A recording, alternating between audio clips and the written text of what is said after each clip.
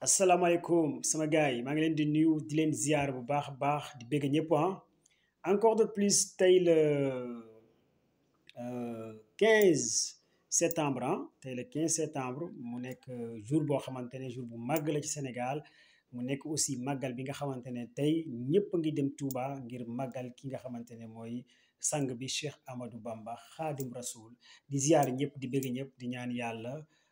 taas ñu ci barkeem def xéewal Sénégal ci darajay Cheikh Amadou Bamba Khadim Rasoul di ñëwaat encore suñu actualité internationale Russie Ukraine opération spéciale commando Bala sama gars yi bëgg naa ñëpp ziar naa ñëpp dañuy ñëw tey ci sommet bi nga xamante ne actuellement mu ngi am fii nga xamante ne dëkk bi tudd Ouzbékistan nekk ci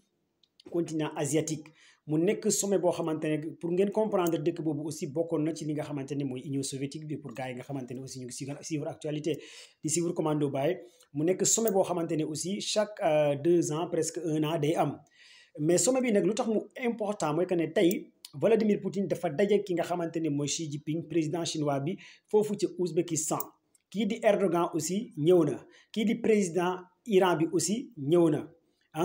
yu am na yeneen délégation aussi waa Indonésie aussi seen président bi ñëw na am na yeneen président yu fa nekk jàpp nañ ne sommet bi moo nekk la plus grande sommet bi nga xamante ne ñu bëree bëri ñoo ngi koy xaar te dafa nekk sommet bu nekk offensif OTAN offensif Union européenne sommet la boo xamante ne tey pays européens yu bëree bëri ñu ngi suivre sommet bi di déglu journaliste international yu bëri ñu ngi déglu di xool lan moo fay génn ak lan moo fay feeñ lan lañ fay waxtaanee mais ñu bëri nag alliance bi nga xamante ne jamono ji coopération bi nga xamante ne jamono ji kii di Russie ak Chine ñu ngi koy déroulé gis nañ Erdogan wàcc na ci avion Poutine wàcc na ci avion Xi Jinping wàcc na ci avion président Iran bi wàcc na ci avion te waa président Iran bi déclaration bu mu njëkk a wax mooy que ne lépp lu Russie soxla rek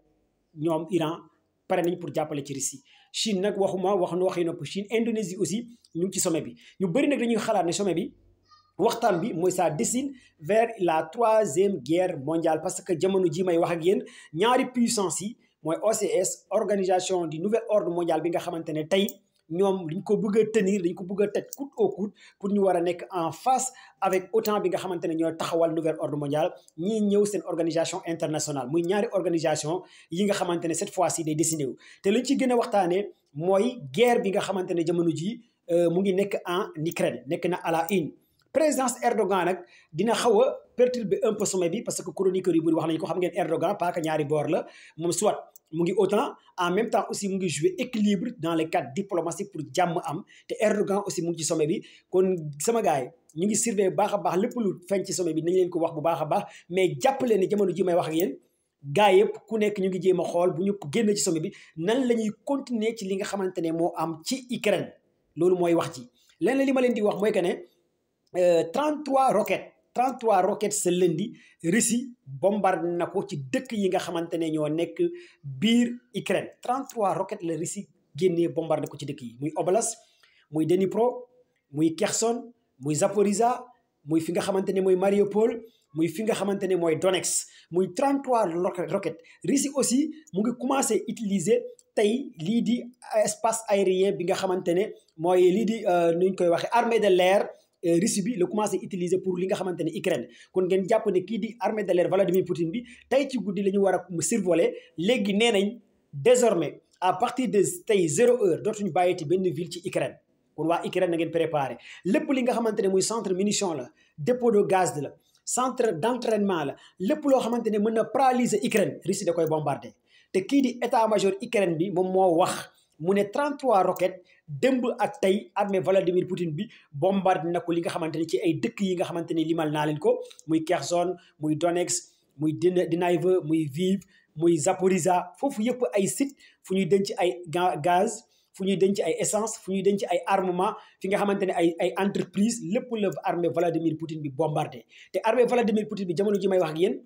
dañuy utiliser cette armée de l'air bi nee nañ bàyyeetuñ benn dëkk lépp loo xamante ne mën naa paralyser système Ukraine dinañ ko def parce que instant yi nii les choses sérieux vont commencer à passer cette semaine maanaam Poutine day commencer jël affaire bu sérieux par rapport à cette semaine parce que offensive bi nga xamante ne dal na ko ak li nga xamante ne dal na ko ci ñetti communes yi nga xamante ne ñàkk na ko ak dooleel bi États-Unis di dooleel Ukraine Russie dafa commencé jël affaire yi à main parce que dafa am plus de 7 à 10 députés yu nekk biir Russie yoo xamante ni ci côté opposant bi ñu ngi commencé dal ki nga xamante ne mooy Vladimir Poutine ñu ngi koy attaqué di ko dal naan ko non guerre bi dafa yéex parce que dafa dugg ci guerre bi yàq économique Russie yàq xaalis Russie loolu la ko waa opposition bi commencé clash ci télévision Russie moo tax Poutine jamono ji may wax yéen